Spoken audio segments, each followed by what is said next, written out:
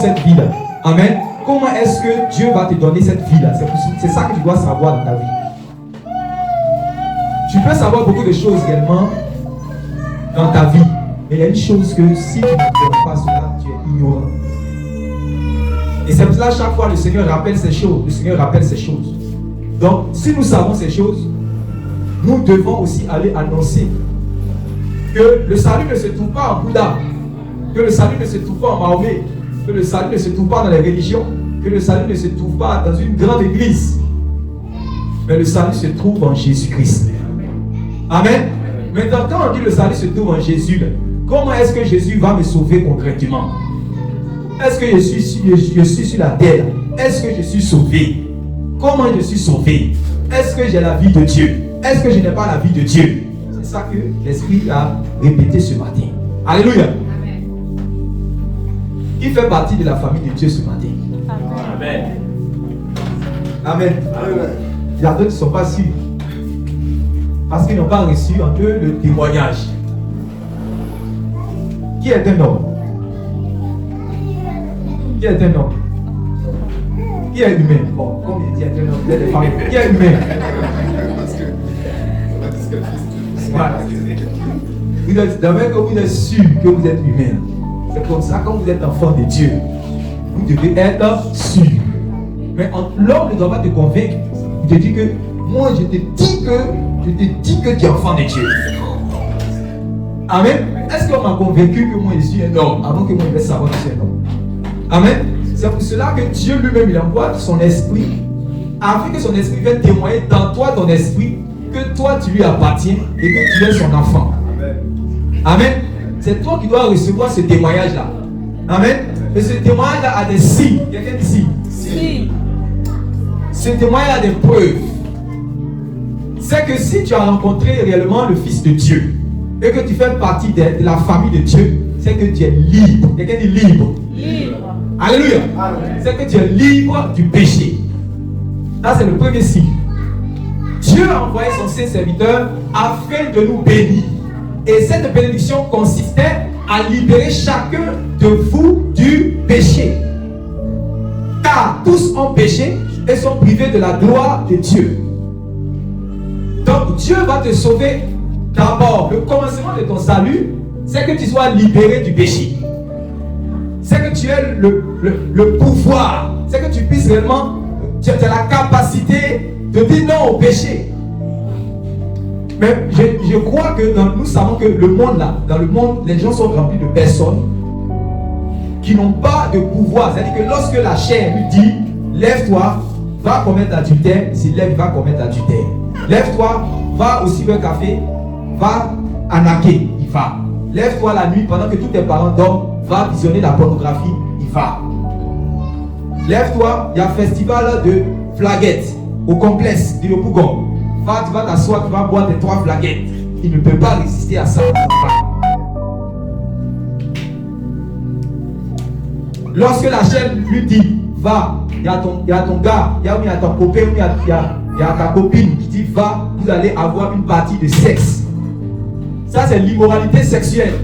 Le sexe, c'est pour ceux qui sont mariés. Amen. La sexualité, c'est pour ceux qui sont mariés. Alléluia. Devant Dieu, devant les hommes. Alléluia. Sinon, Hébreu, il dit que le mariage soit honoré de tous, que le lit conjugal exempt de toute souillure, car Dieu jugera les impudiques et les adultères. Quand tu es un enfant de Dieu, tu dois savoir, ton esprit accepter cela et tu marches conformément à cela. Mais quand tu n'as pas le pouvoir, je ne peux pas m'empêcher de tomber dans le péché. Je ne peux pas m'empêcher réellement de forniquer. Je ne peux pas m'empêcher de commettre l'adultère. Je vais toujours tromper ma femme. Si je bois l'alcool, je vais toujours boire jusqu'à me saouler. C'est que tu es vaincu par le péché. Et c'est pour toi que Dieu a envoyé son Fils. Car Dieu a tant aimé le monde, il a donné son Fils unique, afin que quiconque croit en lui ne périsse point, mais qu'il ait la vie éternelle. Ce n'est pas une récitation, c'est une expérience. Amen. Dis à ton frère, ce n'est pas une récitation. Mais c'est une expérience. Voilà comment Dieu sauve. Il faut que tu puisses expérimenter la chose. Tu ne vas pas aller au-delà, tu vas dire Jésus, Jésus. Il y a des gens, dès qu'ils viennent dans une assemblée, on dit toi, on te met dans le département d'évangélisation, on te met dans le département de chant, on te met dans le département des diacres, on te met dans le département de ceci, cela. Alors que toi-même, la preuve que tu es enfant de Dieu, tu n'as pas encore expérimenté cela. C'est un crime. C'est un crime éternel sur ton âme. Vous savez ça? C'est ça Jésus a reproché aux pharisiens. Il dit que vous parcourez ciel et terre pour aller chercher des prosélytes. C'est-à-dire qu'ils vont partir faire ils vont faire le tour du monde pour aller chercher également un disciple, une boîte. Et ils vont faire de cette personne-là mériter 2 fois la GN. Pourquoi? Parce que la personne fait partie d'une assemblée. Quand on dit est-ce que tu es chrétien, il dit que moi je suis de l'église de temps. Mon père spirituel c'est temps. Mon pasteur c'est temps. C'est tout ce qu'il dit. Mais il ne nous dit pas comment est-ce qu'il a été libéré du péché. Il ne nous dit pas qui il était avant. Et qu'est-ce qu'il est aujourd'hui. Comment est-ce qu'il a été racheté pour Dieu. Alléluia. Les chrétiens, ils ne sont pas quittés au ciel pour tomber, comme le disait notre bien-aimé frère. Alléluia. Ils ne sont pas quittés au ciel pour tomber. Ils ont une histoire. Quelqu'un dit une histoire. Alléluia. Ils ont un passé. Quelqu'un dit un passé. Et ce passé-là n'est pas glorieux. Mais si tu es ici que ton passé est glorieux, c'est que tu n'as jamais été chrétien. Alléluia. Ce passé-là est honteux. Un passé tacheté. Un passé désagréable. Alléluia. Un passé raté. Pourquoi? Parce qu'on était enchaîné dans notre passé, on était enchaîné par le péché. C'est pour cela que Jésus maintenant doit venir nous racheter. Parce que nous appartenons réellement au diable. Quand nous vivons dans le péché. Dans le commencement de ton salut là, quand tu es dans la main du diable, quelqu'un m'a dit à quelqu'un, tu es dans la main du diable. Tu as dit quoi? Comment est-ce que c'est dans la main du diable? On va aller plus loin encore. Tu es le fils ou tu es la fille bien-aimée et chérie du diable. Il dit non, mais je ne connais pas le diable, ni d'Adam, ni d'Ève, je ne sais même pas qui est le diable. Mais tu pratiques ses œuvres. Quelles sont ses œuvres? Tu mens. Quelles sont ses œuvres? Tu voles. Quelles sont ses œuvres? Tu triches à l'école. Quelles sont ses œuvres? Tu fraudes. Quelles sont ses œuvres? Tu forniques. Quelles sont ses œuvres? Tu as la haine. Quelles sont ses œuvres? Tu n'arrives pas à pardonner. Et donc quand tu pratiques ses œuvres, tu as endossé sa paternité. Tu n'as pas besoin de dire, diable, je veux que tu sois mon père. Mais dès l'instant que tu pratiques réellement ses œuvres, tu acquiers sa nature. Et tu endosses sa paternité. Voilà pourquoi, quand Jésus est rentré dans la synagogue, dans Jean chapitre 8, quand il a dit, vous connaîtrez la vérité vous affranchira. Tu dis quoi? Comment est-ce que nous sommes esclaves et encore nous allons recevoir un affranchissement? Puisque nous sommes juifs. Amen. Nous sommes le peuple élu de Dieu, prédestiné à être sauvé. Alléluia. Toi-même, qui es-tu? Toi-même, on ne sait même pas qui est ton père, qui ne sait pas. Ta naissance est douteuse. Et en plus, tu es un jeune homme. Tu n'es pas prophète, on ne sait même pas où tu es quitté. Et c'est toi qui vas venir nous dire que nous sommes esclaves.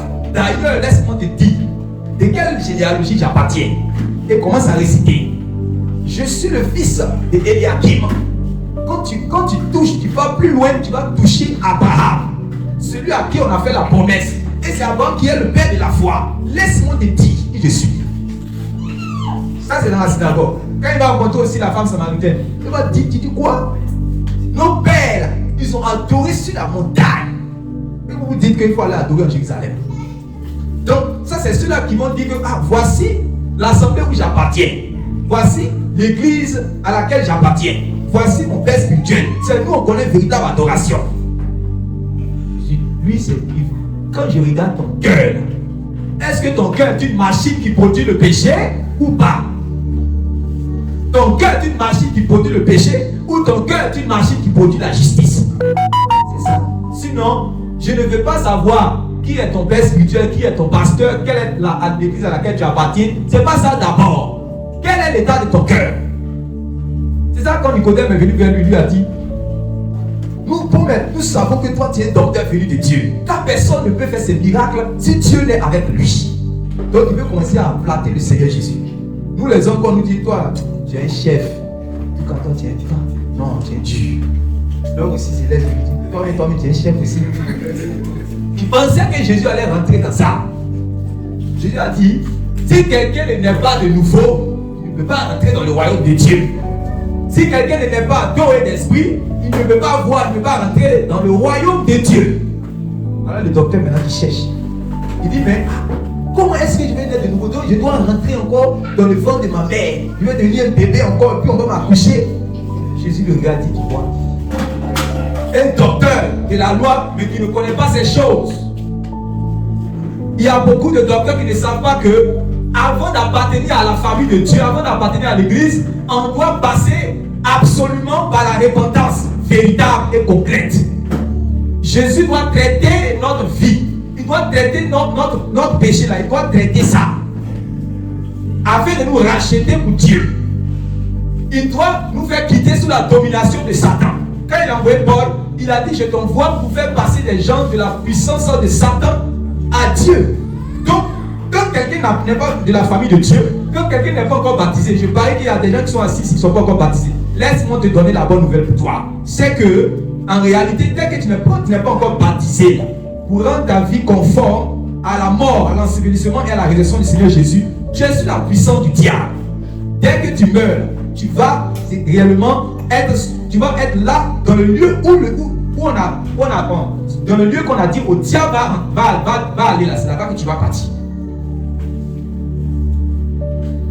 On va vivre dans Matthieu chapitre 27, dans le lieu qui a été préparé pour le diable et les démons. Donc c'est pour ça que le diable veut mettre les hommes sous sa puissance, sous son pouvoir. Amen.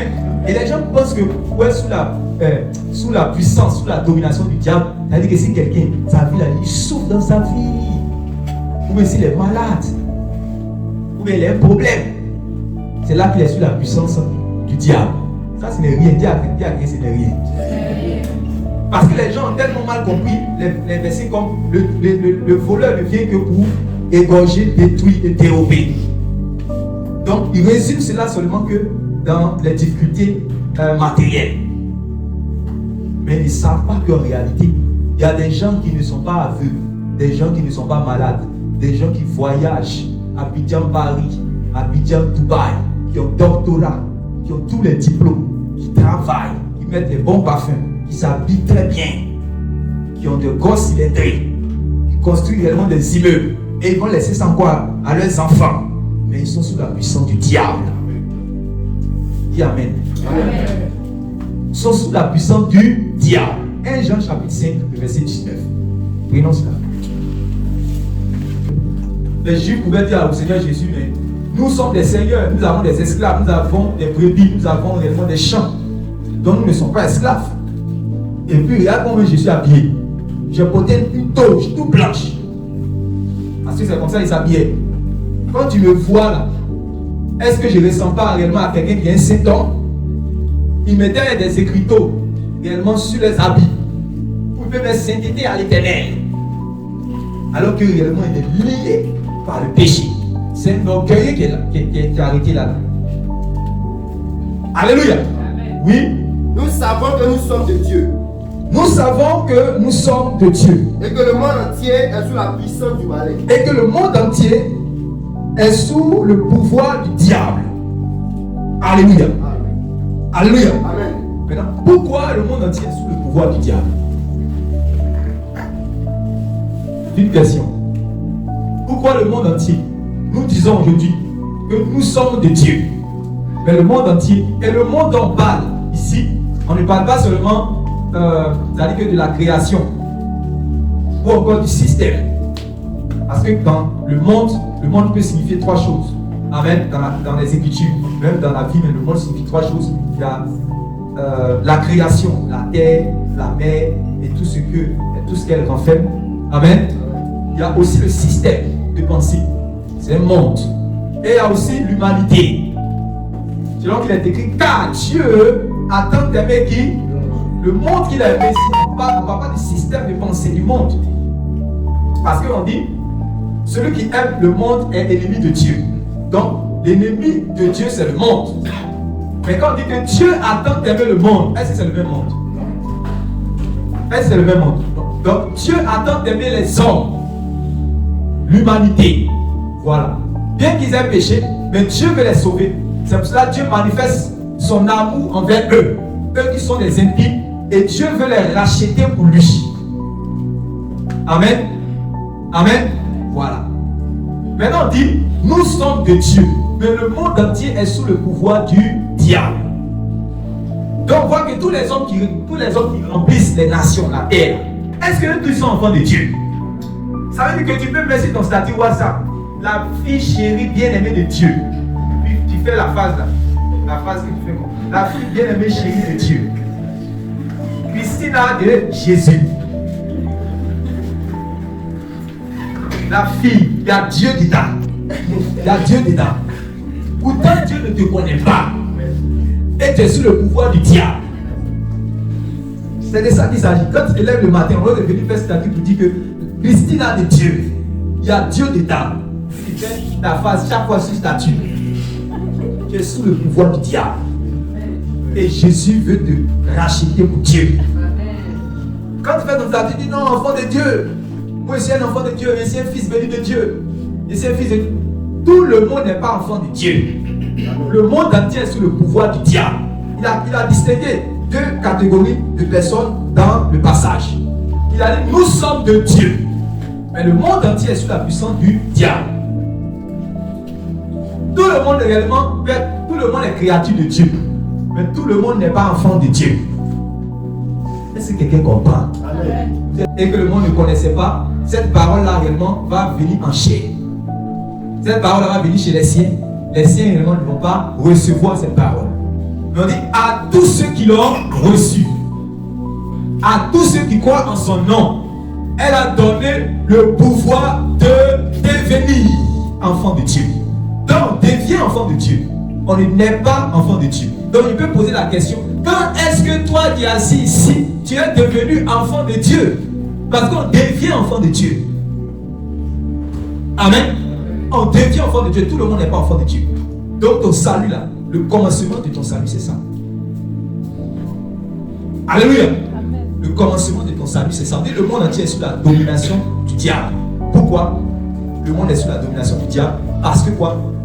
On dit le père du mensonge, le premier qui a commencé à pécher, c'est qui? C'est le diable. Donc, quand les hommes imitent le diable, en volant, en mentant, en ayant la haine dans le cœur, en étant orgueilleux, en étant frivole, en étant impudique, quand ils imitent le diable, alors ils disent au diable, je veux que tu sois mon père. Amen. Amen. Et vous savez que tout naturellement, les hommes, tu peux même, souvent tu n'apprends pas à ton enfant à ne pas mentir. Mais il ment déjà. Amen. Amen. Tu ne lui apprends pas à ne pas mentir, il va mentir. Parce qu'on dit, quand un seul homme a péché, le péché est rentré dans le monde. Et les hommes tout naturellement se mettent à pécher, car tous ont péché et sont privés de la gloire de Dieu. Mais Dieu qui aime réellement sa créature, il veut les sauver. Amen. Mais quand il te sauve là, ce n'est pas pour que tu deviens seulement sa créature. Tu deviens d'abord son enfant. Ça c'est la preuve qu'il va te faire rentrer dans le royaume de Dieu. C'est la preuve que tu vas échapper à la colère qui va venir sur les rebelles. Amen. Amen. Donc quand tu te lèves le matin, au lieu de chercher à faire beaucoup de choses là, tu dois d'abord arrêter tout. Vous vous rappelez quand c'est en 2014, il y a un politicien qui est venu à la télévision. Puis il a dit, si tu manges, arrête de manger. Si tu dors, lève-toi. Si tu fais quelque chose, arrête. Amen. Et puis il faut sortir. Alléluia. Mais la voix de l'Éternel t'appelle ce matin. Si tu fais quelque chose, arrête. Arrête tout ce que tu fais. Arrête de penser à tout ce que tu es en train de penser. Arrête. Et puis pense au salut de ton âme. Amen. Alléluia. Amen. Pense au salut de ton âme. Parce que comme le bien-aimé frère est en train de dire tout à l'heure, quand on voit les foules qui se promènent au dehors, les fous, les gens ne vont pas faire accolade aux fous. Pourquoi? Parce qu'il y a une odeur, parce qu'ils ne se sont pas lavés pendant plusieurs jours, mois, semaines, années. Amen. Ça, c'est le corps qui est sale et qui sent. Amen. Donc, si on veut réellement traiter cela, vous allez voir que quand on va finir de l'envoyer dans un endroit des psychiatres ou bien par la délivrance, on va chasser l'esprit de folie. Parce que nous croyons que ce sont des esprits de folie. On va chasser réellement cet esprit. Après, on ne va pas laisser cette personne dans cet état. On va aller raser sa tête. Vous avez l'habitude de voir. On va laver même la personne. Amen. Amen. Maintenant, il y a des gens, il y a des hommes sur la terre. Eux, ce n'est pas leur corps, mais c'est leur âme. Il faut imaginer quand quelqu'un fait 30, quand quelqu'un fait 1 mois, 2 mois sans se laver, il faut imaginer une âme. Si toi tu as 9 ans, si toi tu as 10 ans, si tu as 22 ans, si tu as 30 ans, si tu as 35 ans, ton âme n'est pas encore lavée. Il faut imaginer l'odeur de ton âme. Donc tu as mis tous les parfums, Dior, Givenchy, Carolina Herrera, Gucci, tu as mis tous ces parfums-là. Mais devant Dieu, tu n'as pas bonne odeur. Spirituellement, tu as une mauvaise odeur. Et il y a d'autres qui veulent se consoler avec les séries d'Aga. Donc tu dis que quand je vais aller prier, je vais faire la bouche pour que mon âme soit pure. Et c'est comme tout ce que tu laves. Je dis que quand il va laver ma bouche, passer ma bouche à péché. Je vais faire comme ça. J'aime l'eau là. Parce que ma bouche a péché. Je vais mettre ça sur mes yeux. Parce que mes yeux ont péché, mes yeux ont vu. Je vais laver mes pieds parce que je suis allé dans un endroit où il y a eu le péché, peut-être.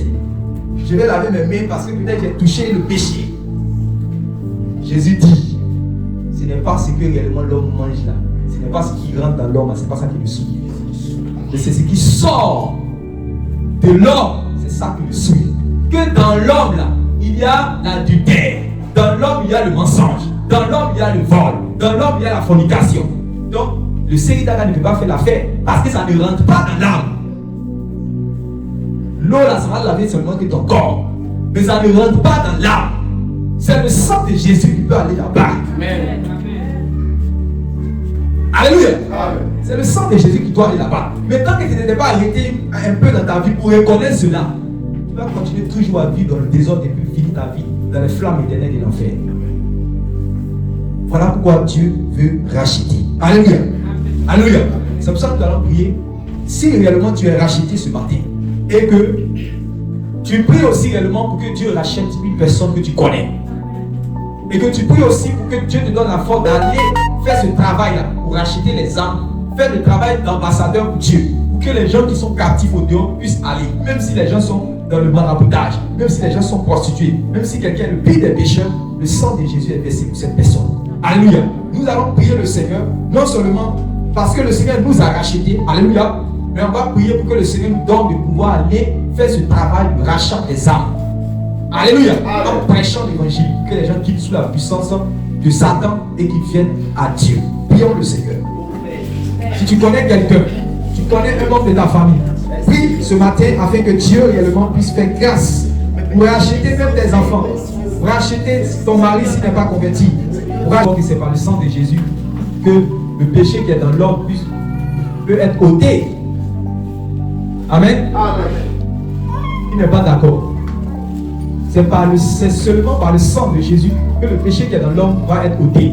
Et non par les ablutions, non par les chapelets, non par les messes du requiem, non par les pèlerinages à la Mecque ou encore en Israël, ou à Lourdes, ou à Issia. À Issia aussi, on fait là-bas. Ce n'est pas ça qui va enlever le péché qui est dans l'homme. C'est seulement le sang de Jésus. 1 Pierre chapitre 1, verset 18 à 19. Sachant que ce n'est pas par les choses périssables, par de l'argent ou de l'or, que vous avez été rachetés, de la vaine manière de vivre que vous aviez hérité de vos pères. Donc, les choses périssables, là, tu peux citer tout ce que tu vois qui va disparaître un jour. Chapelet va disparaître. Pèlerinage va disparaître. Lourdes va disparaître. Vatican va disparaître. la Mecque va disparaître. Les rosaires vont disparaître. Les livres de Marie vont disparaître. Donc ça ne peut pas racheter ton âme. Ça ne peut pas racheter ton âme. Les hommes vont disparaître. Alléluia. Amen.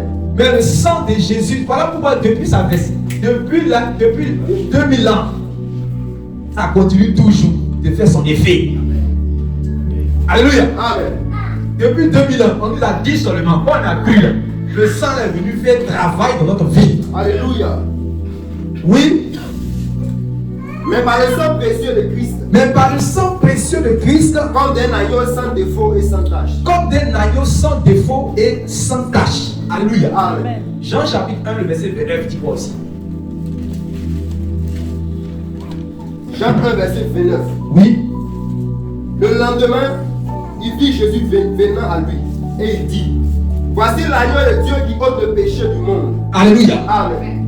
Le lendemain, il vit Jésus et dit, voici l'agneau de Dieu qui ôte le péché du monde, qui enlève le péché des hommes. Tout le monde dit, c'est ça. Amen. Donc ça veut dire que les hommes ont le péché en eux et que c'est l'agneau de Dieu qui va être immolé. Son sang va verser et le péché qui est dans l'homme va quitter afin que cette personne soit réconciliée pour Dieu, réconciliée avec Dieu. Amen. Amen.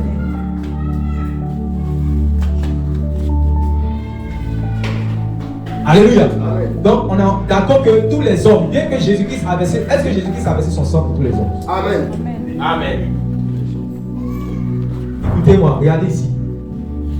Est-ce que Jésus a versé son sang tous les hommes? Amen. Parce qu'il y a d'autres qui ne sont pas d'accord avec ça. Il y a d'autres qui prêchent le contraire pour emmener les âmes à la perdition. Ils disent qu'il y a déjà des gens, ils sont trop mauvais. Ils sont trop. Il est trop homosexuel. Elle est trop prostituée. Prostituée là. Prostituée. Elle a fait 11 avortements. C'est un visionnaire de pornographie. C'est un adultère. Il n'est pas digne. Le péché a tout abondé dans sa vie. Alléluia. Amen. Nous croyons que le sang de Jésus est versé pour tout cela. Amen. Amen. Tu n'es pas disqualifié. Alléluia. Amen. Si tu n'as pas encore passé par réellement ce nettoyage, cette délivrance, laisse-moi te dire ce matin que tu n'es pas disqualifié. Amen. J'ai entendu des prédicateurs qui commençaient à prêcher, dire que ne vous fatiguez pas. La tribune, vous qui êtes ici, là, on est déjà divisé en deux. Il y a d'autres qui sont déjà destinés au ciel, d'autres sont déjà destinés en enfer. Quel que soit ce qu'ils vont faire, ils vont finir également en enfer. Et les autres là, quel que soit ce qu'ils vont faire, ils vont finir également au ciel. Ça, c'est l'évangile du diable. Amen. L'apôtre Paul dit, si un ange me vient pour prêcher ça, qu'il soit maudit. Amen. Chaque fois qu'un prédicateur prêche ça, il est maudit lui-même. C'est lui-même qui se maudit. Parce que l'évangile a laissé sa malédiction. C'est pas nous on maudit. L'évangile de Christ le maudit. Pourquoi? Parce que ceux-là que Dieu réellement a envoyé, ceux-là pour qui Dieu a envoyé son fils pour qu'ils soient libérés, quand il dit qu'eux vont aller forcément en enfer. Alléluia. Amen. Alléluia. Amen. Donc nous sommes tous d'accord que le sang de Jésus est versé pour tous les hommes. Mais le problème c'est que, bien que le sang de Jésus soit versé pour tous les hommes, est-ce que de manière manifeste, de manière pratique, tous les hommes sont affiliés pour Dieu? Pourquoi? Un fois, on dit c'est ça même, non? Voilà. Pourquoi tous les hommes ne sont pas rachetés maintenant?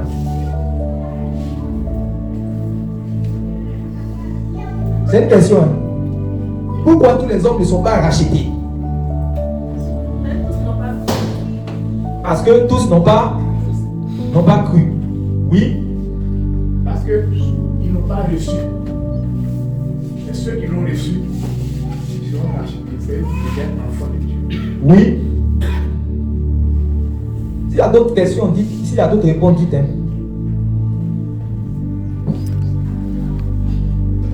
Lui, il attend maintenant que l'homme qui a entendu sa parole puisse, lui, à son tour, reconnaître que c'est un enfant du diable et qu'il a besoin du secours de Dieu. Et donc, il doit accepter Jésus-Christ comme son Seigneur et son Sauveur. Parce que c'est Jésus qui est mort pour lui et c'est Jésus qui peut lui enseigner les voies de la vie éternelle. Alléluia. Amen. Que le nom du Seigneur soit béni. Amen. Vous allez comprendre maintenant pourquoi Jésus, lui, qui est l'agneau de Dieu, là, il prêche. On dit quand le Christ va venir, tout chef verra le salut de Dieu. Le salut de Dieu arrive et puis lui-même il prêche. Quand il a prêché, il a dit quoi? Répandez-vous quand le royaume des cieux est proche. Dit le royaume des cieux est proche. Donc vous les hommes, répandez-vous. Donc pour que son sang qui est venu pour racheter la puisse s'activer, il y a quelque chose, comme notre bien-aimé frère, le serviteur de Dieu a dit. Alléluia. Amen. Pour activer cela dans ta vie. Amen. Amen. Il faut la repentance et la foi en Jésus. Actes chapitre 3, verset 19, dis quoi? C'est pour cela que bien que le sang de Jésus soit théoriquement versé pour tous les hommes, de manière pratique, tous les hommes ne sont pas rachetés. Alléluia. Amen. Sinon, tous ceux qui sont les plus maudits de la terre, le sang de Jésus est déjà versé pour eux. Amen. Nous croyons ces choses. Oui. Actes chapitre 3, verset 19, Acte écoutons. 3, 19. Qu'est-ce qui doit se passer? Oui. Répandez-vous donc Répandez-vous donc et convertissez-vous et convertissez-vous. que vos péchés soient effacés. C'est ça que nous devons aller dire aux gens si nous avons expérimenté. Oui. Afin que les temps de rafraîchissement viennent de la part du Seigneur. Amen. Donc les temps de rafraîchissement ne vont pas venir réellement pour vous. Alléluia. Amen. Et vous ne serez pas enfants de Dieu, vous ne serez pas libérés tant que vous ne faites pas quoi? Vous ne Oui. répandez pas et ne vous convertissez pas. Donc lis le verset. Répandez-vous. Voilà ce que nous devons aller dire. Le sang de Jésus est déjà versé pour tout le monde. Donc nous, quand nous allons marcher, quand nous sommes dans les bus, quand nous sommes dans les amphis, quand nous avons notre frère, notre camarade à côté de nous, quand nous sommes réellement dans le monde, nous devons dire aux gens, Jésus là, il a déjà versé son sang pour toi. Mais toi là, il faut quitter là où tu es. Sauvez-vous de cette génération perverse. Quittez le péché. Pourquoi nous croyons que ceux qui prêchent, les géniaux ne prêchent pas l'évangile? Parce qu'on n'allait jamais entendre ça dans leur bouche. Ils ne vont pas dire aux gens de quitter le péché. Ils ne peuvent pas prêcher ça. Sinon, ils vont faire le travail de Jésus. Alléluia. Amen. Le sang de Jésus est déjà versé. Donc on appelle les gens à la repentance. C'est pour cela que Jean-Baptiste est venu avant Jésus. Sinon, Dieu va envoyer Jean-Baptiste avant Jésus. Quoi? Jean-Baptiste devait préparer les cœurs. Les cœurs là devaient venir reconnaître que nous sommes des pécheurs. Alors quand ils venaient dans le Jourdain, ils descendaient dans l'eau et confessaient leurs péchés. Et on les baptisait. Mais ils n'ont jamais confessé leurs péchés. On va les baptiser. On va les baptiser pourquoi? Oui, répète le verset que nous devons aller dire dans le monde. Répandez-vous donc Oui. et convertissez-vous pour que vos péchés soient effacés. Amen. Donc, pour que le péché soit effacé, on se répand et on se convertit. C'est simple. Il y a des gens qui sont dans l'église, ils ne sont pas baptisés. Puis ça ne dit rien. Ça ne leur dit rien. Ils continuent de vivre leur vie comme ça. Il ne dit rien. Ésaïe chapitre 59, verset 20.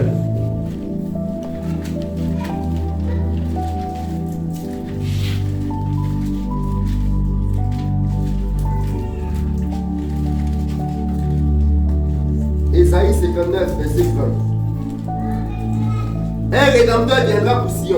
Un rédempteur viendra pour Sion. Pour ceux de Jacob qui se convertiront de leurs péchés. Pour ceux de Jacob Qui se convertiront de leurs péchés. qui vont renoncer à leur péché. Dit l'Éternel. Dit l'Éternel. Donc si moi je n'ai pas renoncé à mes péchés, il y a des gens qui disent non que ne dites pas aux gens qu'ils aient à se repentir, qu'ils aient à changer de vie. Dites-leur seulement que croient. Parce qu'ils ont lu quelque part, Jésus a dit celui qui croira et qui sera baptisé sera sauvé. Donc nous devons aller prêcher la foi. Jésus lui-même dans Luc chapitre 24, à partir du verset 44, a dit voici ce qui serait prêché en son nom aux nations. Il dit vous allez prêcher la repentance et le pardon des péchés en mon nom. Donc si tu choisis de prêcher réellement le pardon des péchés, que tu laisses la repentance, ce n'est pas Jésus que tu entends de prêcher. Est-ce qu'on est d'accord? Amen. Donc, c'est par là que nous sommes maintenant justifiés. Ceux qui sont passés maintenant par ça, tout ce qu'on vient de dire, c'est eux qui ont expérimenté la justification. L'action par laquelle Dieu te déclare juste au devant de lui. Sinon, toi, tu es ennemi de Dieu. Et tu n'es pas connu de Dieu. Malgré tes prières, malgré tes présences dans des assemblées, tu n'es pas connu de Dieu. Parce que ton âme est souillée. Et Dieu veut se laver ton âme. Il veut que tu puisses faire partie de sa famille. Il ne veut pas qu'après ta mort, tu puisses vraiment comparaître devant lui ou être jeté et brûler réellement dans les flammes qui ne s'éteignent point. On parle comme ça, les gens s'amusent. C'est pas ça que réellement tu peux passer. Tu peux comprendre l'acte de la justification. Donc, quand tout ce qu'on a cité là n'est pas passé par là, ça veut dire que tu n'es pas justifié. Tu es ennemi de Dieu, puis ça ne te dit rien. Amen. Amen. Tu es ennemi de Dieu. Avec que tu fais un rêve. Les gens pensent que comme je fais un rêve là, moi j'ai dormi et rêvé, Dieu me parle. Dieu me parle et rêvé. Nebuchadnezzar. Regarde Nebuchadnezzar. Un roi païen de chez païen. Il a rêvé. Et puis son rêve là, c'est ce qui va se le rêve qui va se passer à la fin du monde. Il avait dit la vision. Regardez Pharaon. Pharaon a dormi. Il lui faisait du mal. Mais Pharaon a fait rêve. Alléluia. Amen. Il y en a beaucoup. Donc ne pense pas que comme j'ai dormi, j'ai fait songe.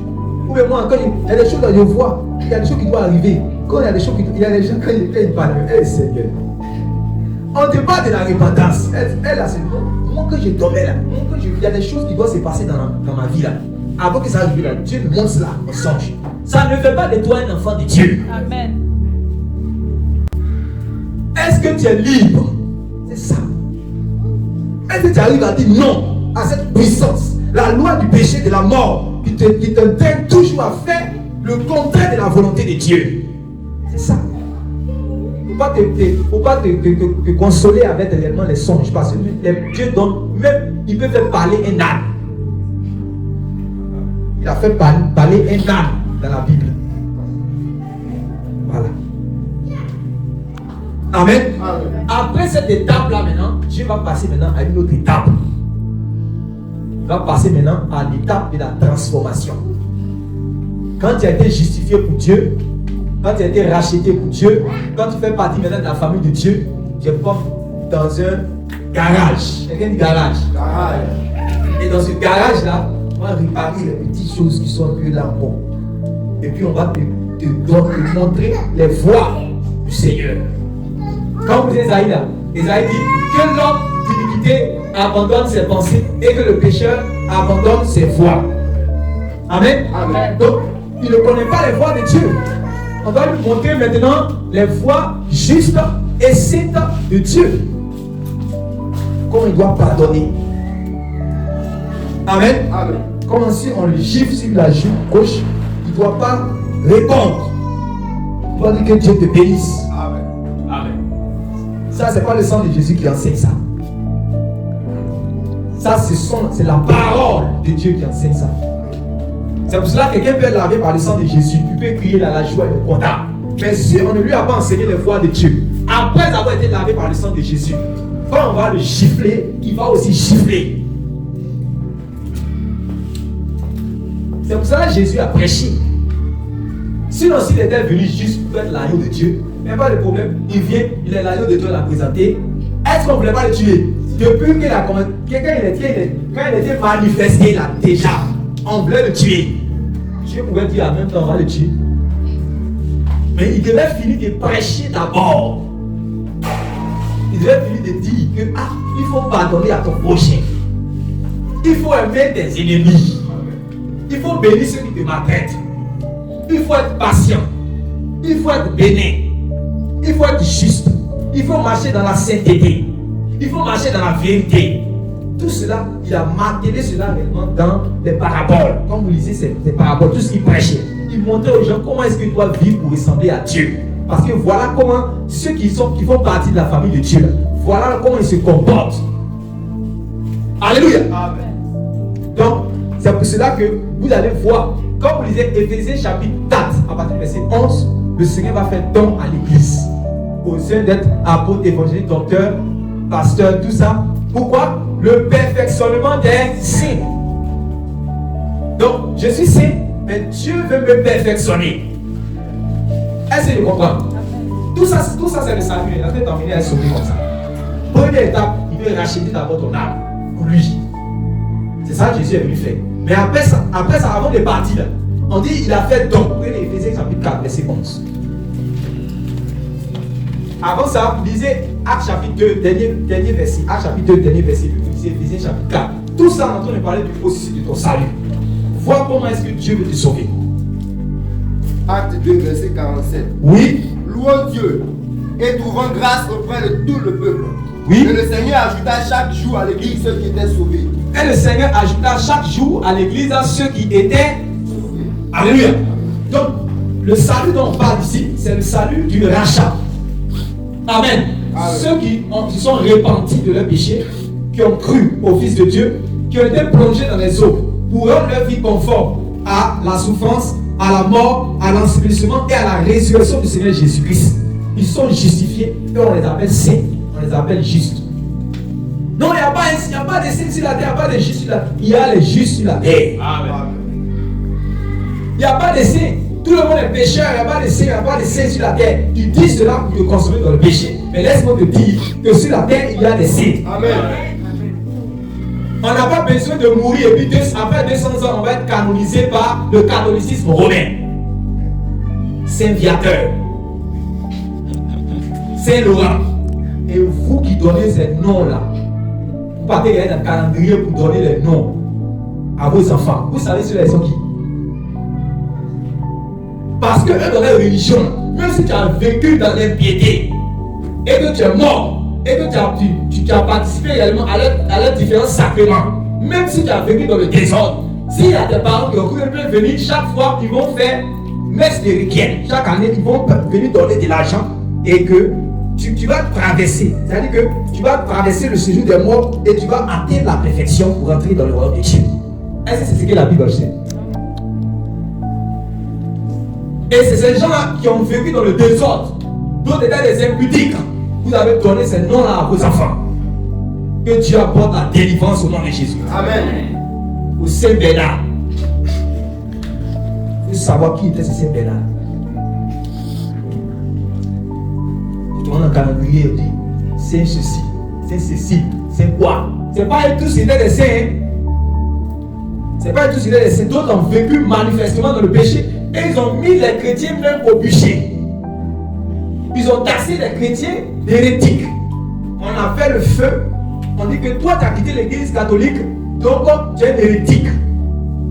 Et on fait le feu, on les brûlait. Tout ça, c'est dans l'histoire. Eux-mêmes, dans le catholicisme, ils ont écrit ça dans leur histoire eux-mêmes. Mais comme les gens qui sont du catholicisme, ils sont dans l'aveuglement, ils vont toujours discuter. Que si vous rentrez au ciel là, fermez la porte, nous on va rester derrière. Je suis né catholique, tu vas mourir catholique. Mais tu vas mourir catholique.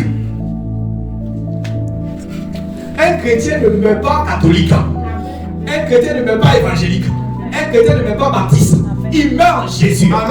Et ceux qui meurent dans le Seigneur, regardez ceux qui les accompagnent. Alléluia. C'est de ça qu'il est question. Quand quelqu'un parle comme ça, il est en train de manifester son ignorance. Il est en train de dire qu'ils ont fermé ses yeux et qu'ils ne voient rien. Comme ils ne savent pas ça, c'est ça, ils disent. Sinon, eux-mêmes ne l'étudient pas. Eux ne connaissent pas les doctrines du catholicisme. Ils sont paresseux. Ils ne vont même pas, malgré que je vais parler, ça là, ça va laisser internet, ils vont entendre, ils vont mourir catholique. Par chaque année, ils vont venir mettre signe de croix sans, dans même pas où c'est quitté, ils vont mettre ça sur son flanc. Et ça va le rendre encore plus endurci. Ouais, c'est là. Ça va le rendre plus endurci. On lui parle, mais il va continuer toujours à discuter. C'est après plusieurs années, quand ces gens ont vécu dans le désordre là, comme ils font partie de l'église, on va maintenant les canoniser, ça canonisation, mais béatification. Et c'est après des années, on va maintenant les déclarer maintenant saints. Ça, ce n'est pas dans notre Bible. Même si je prends la Bible des catholiques, je ne vais pas trouver ça dedans. Alléluia. Quand vous prenez les évangiles, quand vous prenez les épîtres, quand on commence, on donne les salutations, on salue les saints. Et ces saints-là étaient vivants. C'était les frères et sœurs. Ils n'étaient pas parfaits, mais ils étaient saints. Donc il y a les saints sur la terre. Alléluia. Amen. Ceux qui ont été justifiés par Dieu là, ils sont saints. Comme toi, tu ne connais pas ça. Tu discutes. On dit le Seigneur ajoutait à l'église ceux qui étaient sauvés.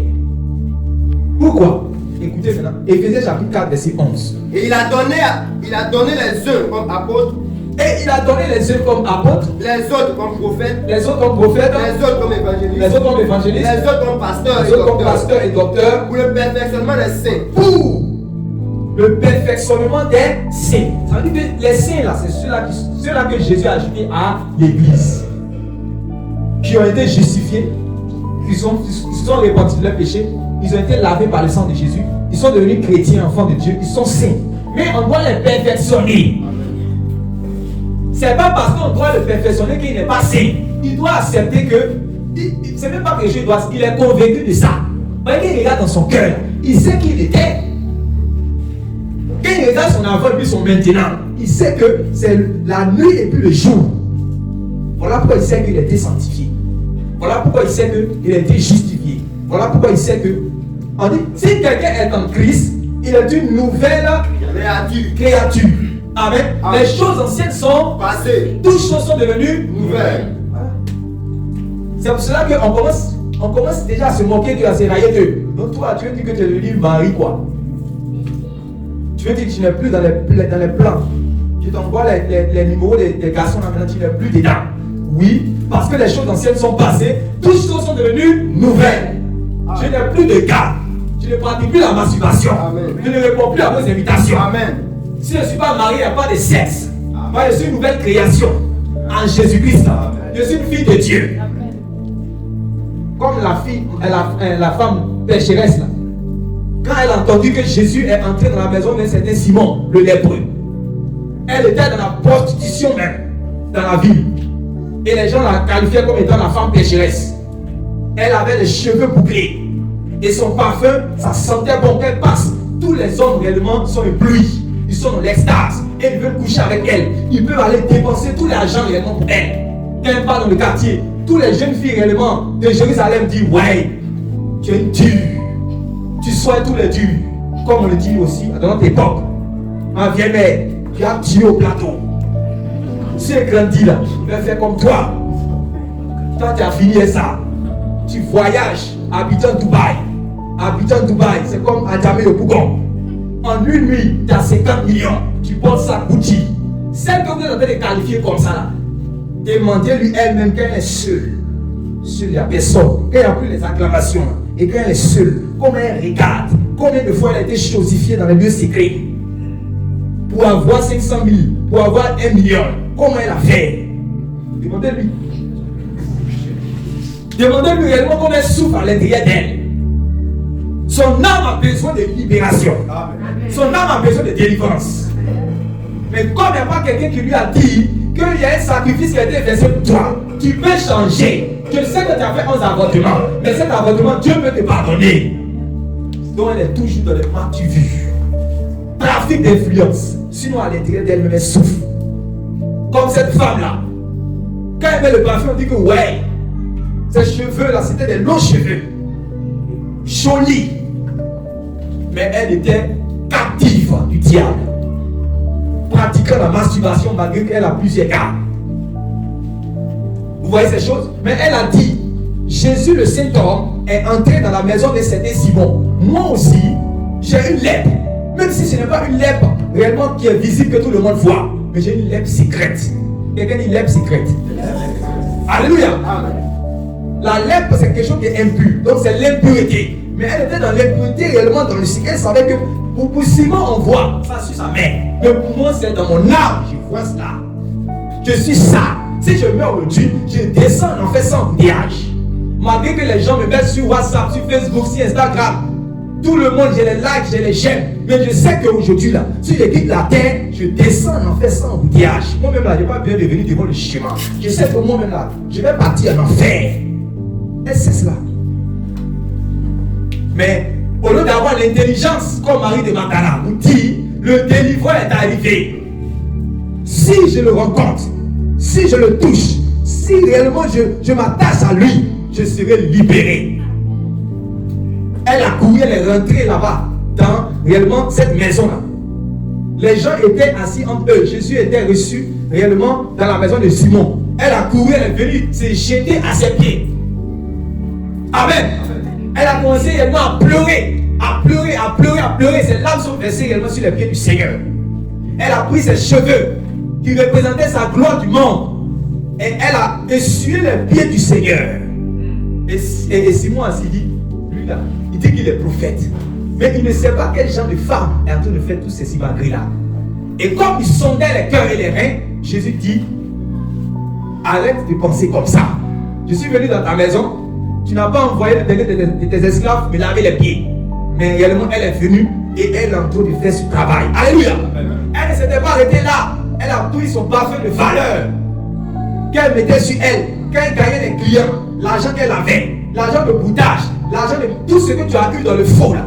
Elle a eu ça, elle prenait pour faire le parfum pour séduire. Elle a pris cela, elle a cassé. Le vase, ça représente la vie de l'homme. L'homme est un vase éternel. Donc ce vase là, c'est elle-même. Elle est en train de dire à Jésus que réellement, ma vie sera brisée aujourd'hui là. Amen. Et le véritable parfum qui va monter, c'est le parfum de mon cœur. Alléluia.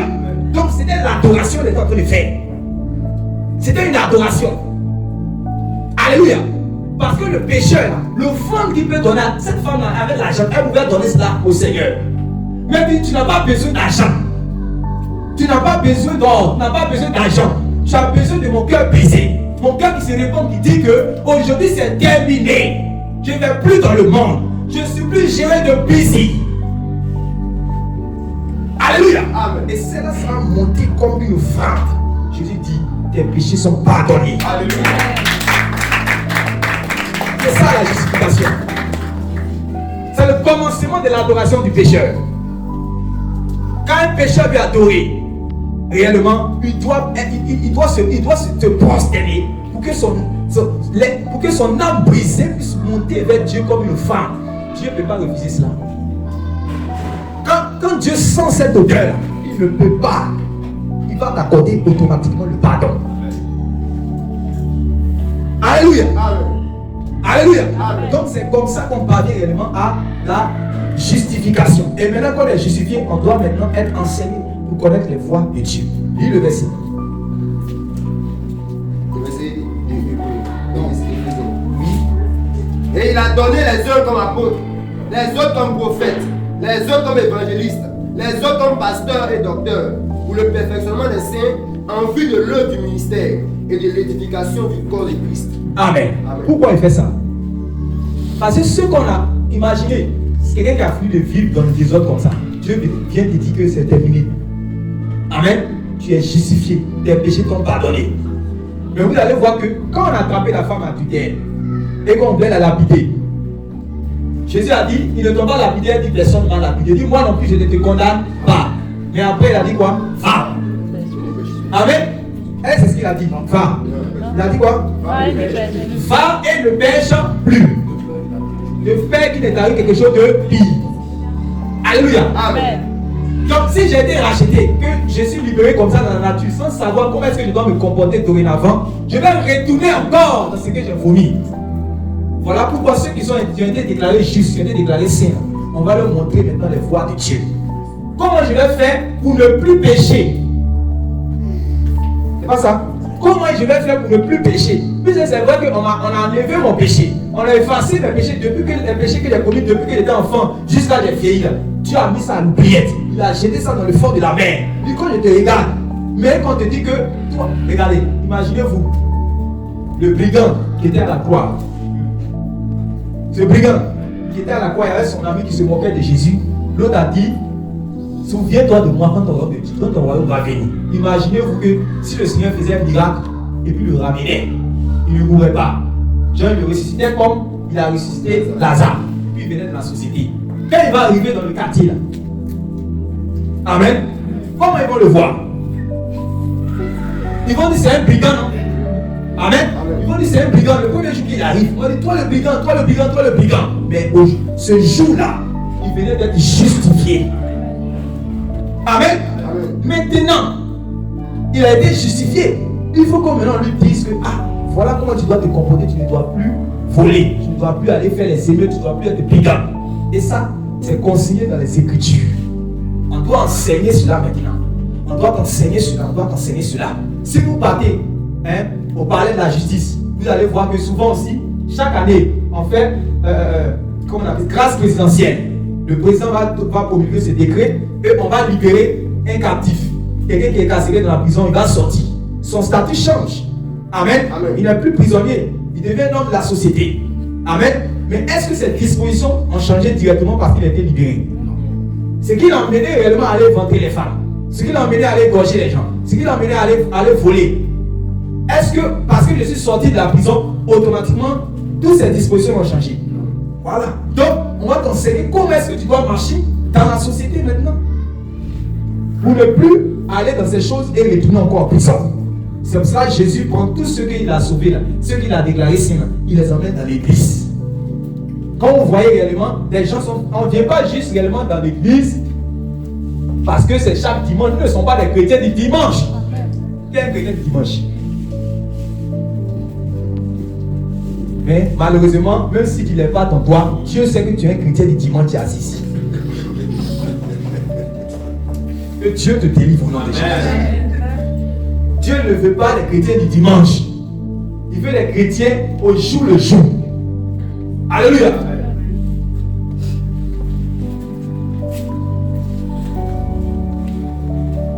Jean chapitre 5, verset 14.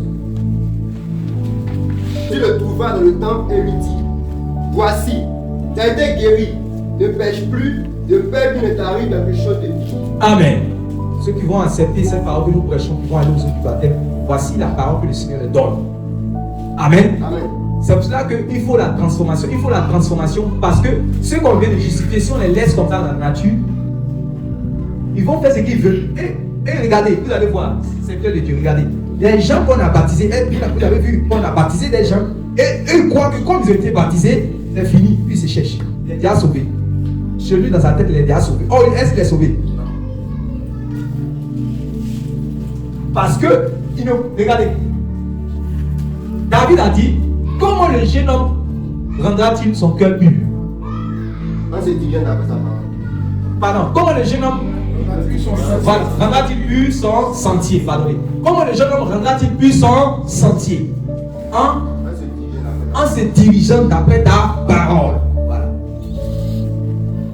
Donc, tu ne peux pas rendre ton sentier pur, ton comportement, ta manière de te conduire là. Tu ne peux pas rendre ça juste de par toi-même. C'est pas possible. Tu as besoin d'être permanemment en contact avec la parole. Tu as besoin de l'aimer. Tu as besoin de manger la parole comme on mange chaque jour là. Tu as besoin de la manger. Alléluia. Amen. Afin de pouvoir diriger ta marche. Il dit, je sais ta parole dans mon cœur afin de ne pas pécher contre toi. Alléluia. Amen. 1 Jean chapitre 4 verset 9 à 10.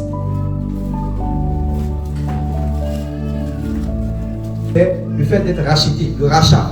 La deuxième étape, c'est la transformation. On est en train de voir ici comment Jésus nous sauve de manière concrète.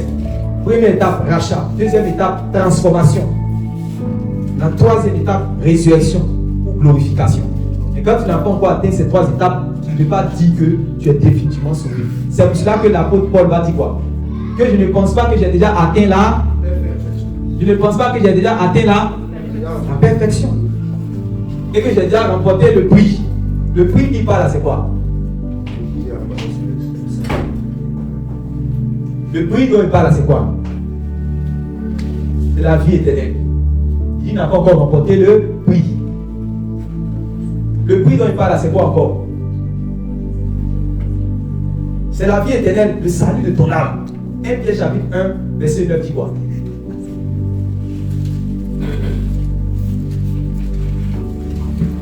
Écoutez, aimez la parole de Dieu. 1 Pierre chapitre 1, verset 9 dit quoi? Parce que vous obtiendrez le salut de vos âmes. Parce que vous obtiendrez quoi? Le salut de vos âmes. Le salut de vos âmes. Pour prix de votre foi. Pour prix de votre foi. Pour prix de votre foi. Donc, ils vont obtenir le salut de leurs âmes. On parle à qui même d'abord? Aux chrétiens. On parle aux chrétiens. Amen. Amen. Amen. Amen. Voilà. On parle aux chrétiens, ils vont obtenir le salut de leurs âmes. Mais quoi? Pour Prix de votre foi. prix de votre foi. Dans le prix dont on parle, c'est le salut de l'âme. Et ces choses-là sont malheureusement contestées. Nous, ce qui est sûr, on avance. Amen. Amen. Donc il faut que tu puisses passer à l'étape de la transformation parce que ton âme doit être sauvée. Si tu ne passes pas à l'étape de la transformation, tu ne vas pas atteindre la perfection. Voilà pourquoi Paul va dire, moi je fais une chose, oubliant ce qui est en arrière, je cours pour remporter le prix. Ne pensez pas que mon Paul, j'ai déjà atteint la perfection. Parce que je dois accepter l'étape de la transformation pour atteindre cette perfection. C'est la perfection qui certifie, qui authentifie, qui concrétise définitivement ton salut éternel. Amen. Le salut est éternel. C'est pour cela que personne l'a dans sa poche. Sinon, il est déjà définitivement sauvé. Dieu a été sage pour donner cela comme acompte, comme prémisse, comme avant-goût. Parce que les hommes doivent accepter de se soumettre dans cette vie-là d'abord à lui. Voir s'ils sont prêts à rentrer dans le royaume de Dieu. Dieu n'est pas fou. Il ne va pas mettre ça dans la poche de l'homme. Le salut a un commencement et le salut a une apothéose. Alléluia. Amen. Quand tu rentres dans le commencement, tu dois réellement accepter maintenant l'étape de la transformation. Apprendre dans cette vie à obéir à Dieu. Toi aussi, tu vas à l'université, quand tes camarades vont tricher, tu vas refuser de tricher. Ceux qui vont rentrer dans le royaume de Dieu, là, ils sont dignes du royaume. C'est écrit dans l'Apocalypse. Ceux qui vont rentrer par les portes de la ville, ils ont appris à laver leur robe.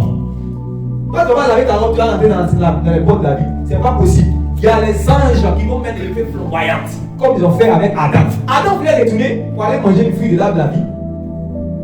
Il voulait retourner la vie qui s'est trompée. S'il savait, il allait manger l'arbre de la vie. Je suis parti manger du fruit de l'arbre de la connaissance du bien et du mal. J'ai été chassé. Si je savais, il voulait maintenant retourner pour aller manger. Il se retourne. Il voit que Dieu a déjà placé deux cheveux dangereux qui tiennent réellement une épée flamboyante. Puis il faut essayer, il faut essayer. Il faut rentrer. Que le Fils de Dieu non rentre. Là, comprends. Parce que maintenant, quoi, Dieu devait maintenant faire le travail d'abord. Il dit quoi? Heureux ceux qui lavent leur robe, afin d'avoir droit à l'arbre de la vie qui est dans le jardin de Dieu. Et d'entrer par les portes de la vie. Donc, quand tu vas accepter maintenant l'étape de la transformation, ça va te donner le droit. Beaucoup de pasteurs discutent ces choses simples-là. Malheureusement. On dit afin d'avoir droit. Donc tu acceptes. Voilà pourquoi Jésus a dit, je suis le chemin, la vérité et la vie. Je suis le chemin, la vérité et la vie. La vie, c'est quand il va donner la vie aux hommes qu'il va choisir au jour de la résurrection. Il va leur donner la vie éternelle. Le salut éternel, là, il va leur donner cela. Mais ce qui prouve que réellement il va leur donner cela, c'est qu'il les a rachetés déjà dans cette vie. C'est de ça qu'on parle. Et à partir du moment où tu as été racheté, tu peux dire que je suis sauvé, mais tu es sauvé en espérance. Voilà pourquoi tu continues de marcher dans l'obéissance. Parce que tu sais que si tu désobéis à Dieu, tu peux perdre le prix. Regardez. Le salut, là, le salut de l'âme. Si vous n'avez pas compris ces choses, ça va faire que vous allez vivre comme vous voulez. Ça pousse à Paul dit que moi je suis Paul, je vais au ciel, je reviens, je vais au ciel, je reviens. Au moins plusieurs fois. Je vois les choses que les hommes ne peuvent pas comprendre là-bas. J'ai prêché plus que plusieurs apôtres. Mais il dit, je n'ai pas encore atteint la perfection. Je continue de courir la course. Je continue de tenir ma chair assujettie. Quand la chair me dit, regarde la sœur Suzanne, regarde la sœur Anne, regarde la sœur Carole, elle est belle, tu es un apôtre, tu peux coucher avec elle. Quand la chair lui dit ça là, il a dit assujetti. Il dit, je suis un enfant de Dieu. J'ai livré mon corps à Dieu. Mon corps n'est pas pour la débauche. C'est ça qu'il dit, je tenais la chair assujettie. Ce n'est pas qu'il faisait chemin de croix, comme les gens font dans le catholicisme romain. Il se met à genoux, fait prosternation, le chicote, dit chemin de croix. Le chemin de la croix, c'est le chemin de l'obéissance à Dieu. Amen. C'est C'est ça que le chemin de la croix. Il tient sa charge, j'ai dit. De votre famille, tout le monde ment. Toi, tu vas refuser de mentir. On va dire que toi, donc tu veux te révéler par rapport à la famille. Oui. Oui, c'est ça. C'est ce que Jésus a dit à ses propres parents. Sauf que le chercheur dit ta mère, tes frères, tes soeurs, ta belle, qui de venir. Ma mère, mes frères, mes soeurs. Mais c'est vous qui êtes là, vous avez d'écouter la parole. C'est vous qui êtes ma mère, mes frères, mes soeurs. Vous savez pas que je dois m'occuper des affaires de mon père? Tu n'as pas dit dans ta bouche que tu n'es né ni de la chair, ni du sang, ni des hommes, que tu es né de Dieu. Tu vas comprendre pourquoi maintenant tu es né de Dieu. Dieu, ses voix ne sont pas les voix des hommes. Quand ils seront au service, tous les gens m'ont dit que prends le téléphone, mens. Ton père qui est dans le ciel va te rappeler. Rappelle-toi, mon fils, que tu es mon fils bien-aimé. Et que moi je suis dans la vérité. Tu ne dois pas mentir. Alors, mais si je ne mens pas, je vais perdre le travail. Oui, tu vas perdre ce travail. C'est la croix que tu vas porter.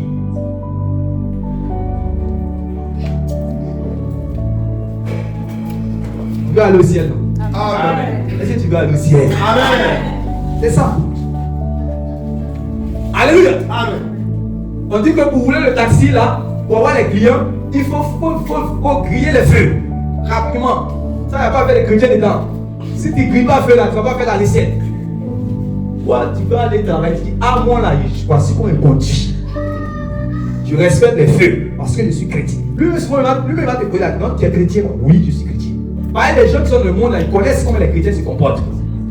Ah, d'autres, tu ne vois pas. Ah, d'autres, tu es chrétien quoi? C'est comme ça qu'ils disent. Ils connaissent les vrais chrétiens. Hein? Dis à ton frère, on vous observe. Ils connaissent les vrais chrétiens. Ils savent que les vrais chrétiens ne sont pas dans la fornication. Ils savent que les vrais chrétiens ne sont pas dans le concubinage. Ils savent que les vrais chrétiens ne pratiquent pas l'adultère. Ils savent cela. Ils savent que les vrais chrétiens sont honnêtes. Quand ils commencent à te dire, c'est là c'est un chrétien, lui là c'est un chrétien. Mais quand païen te dit, oh, lui là c'est un faux. Un gars comme un voleur comme ça.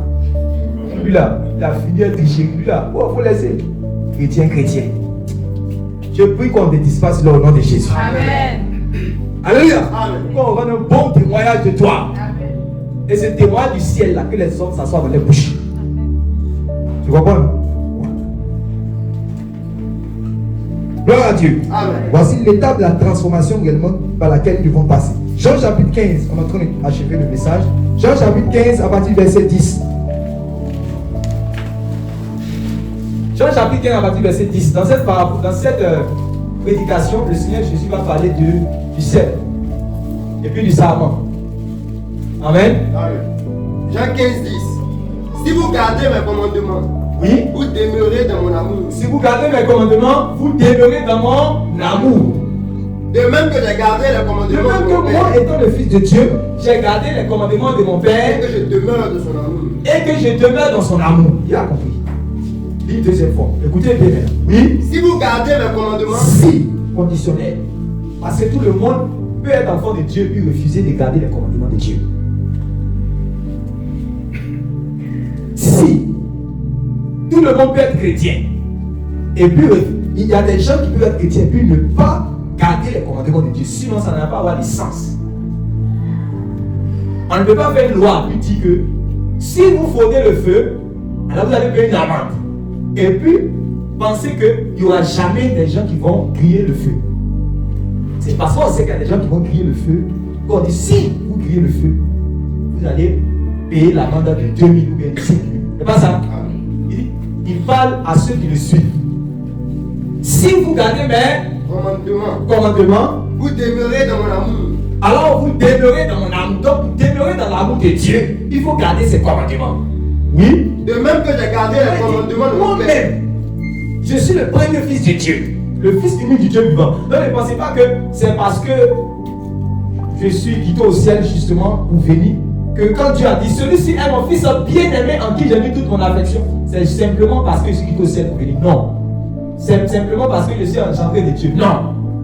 Pas simplement pas ça. C'est parce que j'obéis. Je fais toujours sa volonté. Vous n'avez pas vu Jésus dire cela? Il n'a pas dit ça? Oui. Je fais toujours sa volonté. Oui. De même que j'ai gardé les commandements de mon Père. Garder le commandement de mon Père là, c'est-à-dire faire la volonté de Dieu. il n'a pas dit, est-ce qu'il n'a pas dit cela à ses disciples? Que ce n'est pas tous ceux qui disent Seigneur, Seigneur qui vont rentrer dans le royaume de Dieu, mais celui-là seul qui fait la volonté de mon Père. C'est celui-là seul qui garde le commandement de Dieu. Un chrétien, ce n'est pas seulement celui qui confesse Jésus.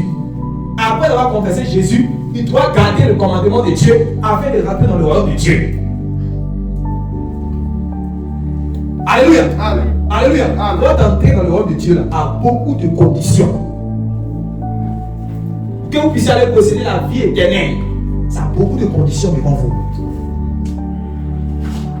Alléluia. Amen. Et il faut respecter cela. Quand on dit ces choses, on dit que nous prêchons que le salut est méritoire. C'est méritoire? C'est méritoire.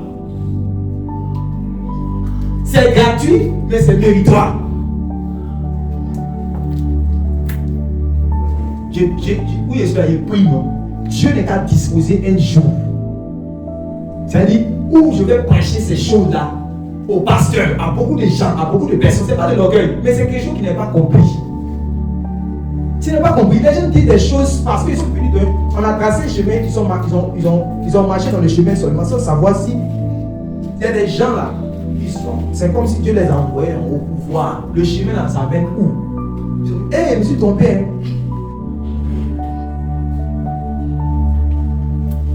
Tiens le micro. Je te donne ça gratuitement. Tiens le micro. Je te donne ça gratuitement. Tiens le micro. Ouais. Il fait un effort pour prendre ce que lui donne gratuitement.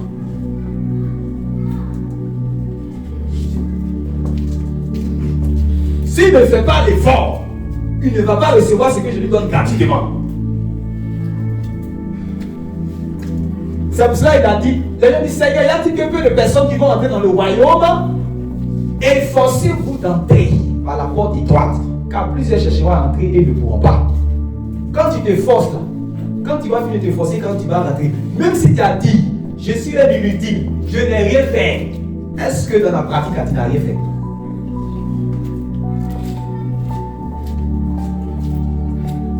Que celui qui a de l'intelligence pour comprendre, comprenne. Amen. Dis de même que j'ai gardé les commandements de mon Père, Et que je demeure dans son amour. et que je demeure dans son amour. Ça veut dire que tu peux être dans son amour et puis ne pas demeurer dans son amour. On a vu cela avec Lucifer dans Ézéchiel chapitre 28. Il a marché dans l'intégrité depuis le jour où il fut créé jusqu'au jour où l'iniquité a été trouvée dans son cœur. Et ce jour-là, il a été précipité, chassé dans la présence de Dieu. Oui. Verset 11. Je vous ai dit ces choses afin que ma joie soit en vous et que votre joie soit parfaite. Alléluia. Donc, quand tu es dans l'étape de la transformation, c'est dans cette étape-là que nous sommes actuellement. Pour ceux, bien sûr, qui ont passé par l'étape de la justification. Pour ceux, bien sûr, qui ont passé par la première étape, ils sont maintenant dans la deuxième étape. Et dans cette deuxième étape-là, tu es dans cette étape-là jusqu'à ce que Jésus vienne ou jusqu'à ce que tu quittes la terre. Peut-être qu'on va dire, comme j'ai fait telle expérience, comme je prêche la parole, comme je fais ceci, comme je fais cela, alors je peux me permettre je peux me permettre d'enfreindre la volonté de Dieu. Je peux me permettre de faire ceci, je peux me permettre de faire cela. Non, c'est pas ça. Jésus dit, je fais toujours la volonté de mon Père. Dis avec moi, Seigneur, aide-moi à faire toujours ta volonté jusqu'à ce que tu reviennes. Au nom de Jésus. Seigneur, aide-moi à courir. Aide-moi à courir. Aide-moi, oh Dieu, à courir. Aide-moi, oh Dieu, à courir. Pour atteindre la perfection. Au nom de Jésus. Seigneur, si l'on me dit que ce n'est pas possible, je ne crois pas. Car Paul a couru cette course de la perfection. Au nom de Jésus. Amen. Il faut accepter cela dans ton esprit. Alléluia. C'est pour cela que je ne vais pas m'étendre, je vais lire juste la dernière étape pour que vous puissiez comprendre comment est-ce que Dieu maintenant va achever votre salut. 1 Jean chapitre 3, verset 2. C'est ça qui fait que quand tu comprends ces choses, quand tu es marié, tu es à la maison avec ta femme, quand le commandement de Dieu te dit aime ta femme, tu l'aimes. Ne commets pas l'adultère. Tu ne commets pas.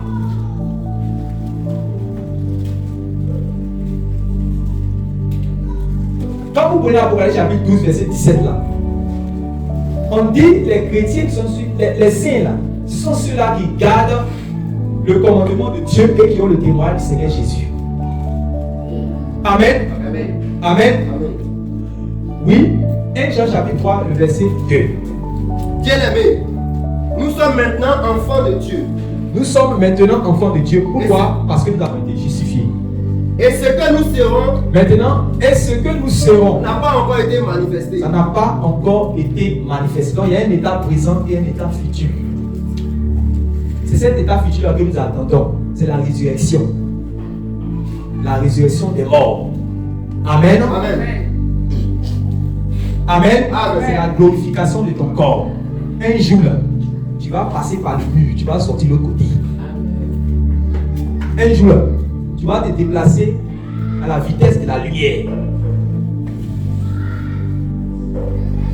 Dieu a montré ses prémices-là dans la Bible même, sans que les gens aient encore vécu ces choses-là. On a vu. Le Seigneur Jésus lui-même, quand il est ressuscité, ses disciples ils avaient peur qu'on les persécute, ils sont mis dans une salle, ils sont cachés pour pouvoir prier. La porte était fermée. Jésus est rentré comment? Il a transgressé la loi de la nature. Il est rentré dans la salle. Alléluia. Amen. Alléluia. Amen. C'est ça. Un jour là, c'est-à-dire, tu seras libéré c'est-à-dire que même la tentation pour pécher, c'est fini. Est-ce que quelqu'un comprend? Amen. Tu ne seras plus tenté. Il y a mon sol, il y a mon souffle. Même tu es à la maison, partout, tu allumes la télévision, partout où tu es, la tentation vient sur toi. La tentation te dit, viens pécher, viens pécher. C'est pour ça qu'on dit que l'autre, quand il était à Sodome et Gomorrhe, il tourmentait généralement son âme. Son âme était tourmentée par les mauvaises choses qu'il voyait. C'est pour ça que je disais vendredi, ne pensez pas que vous qui dites que moi je suis dans le péché, et je n'arrive pas à résister à la tentation, ne pensez pas que c'est vous seulement qui êtes tentés. Parce que nous tous on est tentés. Parce qu'on est dans le monde. Amen. Amen. Amen. Jésus a dit, ils sont dans le monde, mais ils ne sont pas du monde. Nous sommes dans le monde, c'est pour cela que la tentation est là contre nous. Mais on dit à Dieu de nous fortifier, de nous donner d'obéir à sa parole, afin de résister au diable. Pourquoi? Parce qu'un jour, nous allons rentrer dans son royaume. C'est ça qui est notre objectif. Malgré tout ce qui est sur la terre, là, on travaille aussi comme vous. Amen. Il y a d'autres qui sont élèves. Il y a d'autres, en tout cas, tout ce que tu peux faire sur la terre, pour vivre, même pour vivre, tout le monde en fait ça. Mais notre but, quelqu'un du but, le but là, c'est de rentrer dans le royaume des dieux. Ce que nous serons, nous sommes maintenant enfants de Dieu. Et ce que nous serons n'a pas encore été manifesté. ce que nous serons n'a pas encore été manifesté. Mais nous savons que lorsque cela sera manifesté, nous serons semblables à lui. nous serons semblables à Jésus. Parce que nous le verrons tel qu'il Parce que est. quand Jésus va venir, nous allons le voir tel qu'il est. Et ce jour-là sera un jour glorieux. Amen. Amen. C'est ce jour où on dira Maranatha. Alléluia. Amen. Quand la trompette réellement sonnera. Et Dieu va prendre ses cellules des quatre coins de la terre. Ce jour-là, il y a des gens qui seront même dans les assemblées. Et ce jour-là, Dieu ne va pas les choisir. Parce qu'ils ne sont pas nés de Dieu et ne marchent pas dans les voies de Dieu. Ce jour-là, deux personnes seront couchées réellement ensemble.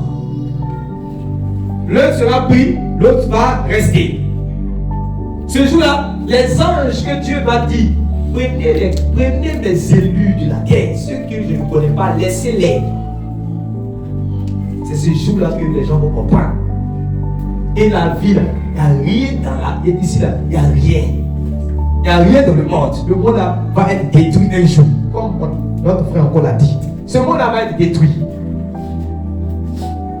Le premier monde qui a été détruit sous Noé, avec le déluge qui a frappé la terre.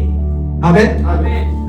Le monde dans lequel nous sommes, il y a un feu qui est préparé dans le ciel pour pouvoir détruire aussi ce monde. Mais avec tous les hommes, puisque le premier monde aussi a été détruit avec tous les hommes. Dieu a laissé ces choses pour servir d'instruction, pour que les gens puissent savoir que il y a quelque chose qui a été fait. Donc ça va se passer encore aujourd'hui. Mais Dieu patient pour que les hommes puissent se repentir. Amen. Parce qu'il veut sauver les hommes. Il les a donné des années pour qu'ils puissent entrer réellement dans l'âge qui est Jésus. Mais il continue de vivre comme il veut. Mais il y a un jour. Quelqu'un dit un jour. Quand ce jour-là réellement va venir,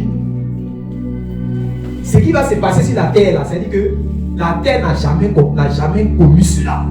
Le feu du ciel, du coup, ce qui s'est passé à Sodome et Gomorrhe, va se passer sur la terre.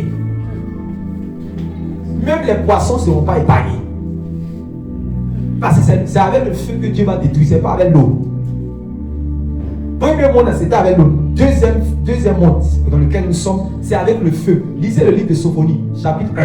Vous allez voir. Si vous lisez, vous allez avoir des maux de tête. Si votre cœur est dans la lecture, vous allez avoir des maux de tête. C'est pour ça que les gens m'ont dit, eux, ils vont aller se cacher de la colère de l'agneau. Ils vont aller dans les rochers pour se cacher. Ils vont aller dans les montagnes, dans des endroits pour essayer de se cacher pour fuir la colère de l'agneau. Alléluia. Amen. Oui.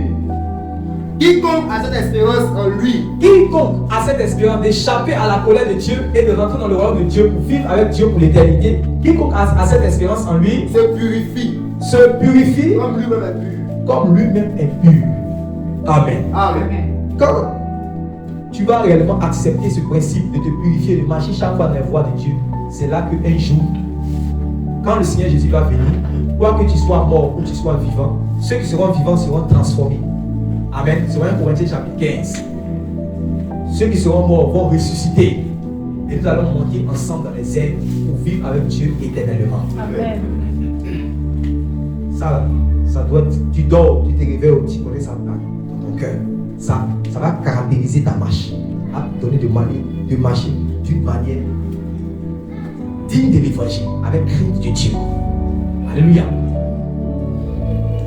Sinon, la prière, c'est une bonne chose. La foi, l'évangélisation, tout ça, c'est une bonne chose. C'est ça qui nous maintient même dans les choses de Dieu. Ça participe aussi. Nous devons savoir, voici comment ça a commencé et voici comment ça va se terminer. Alléluia. Que le Seigneur vous bénisse. Amen. Veuillez vous lever, s'il vous plaît.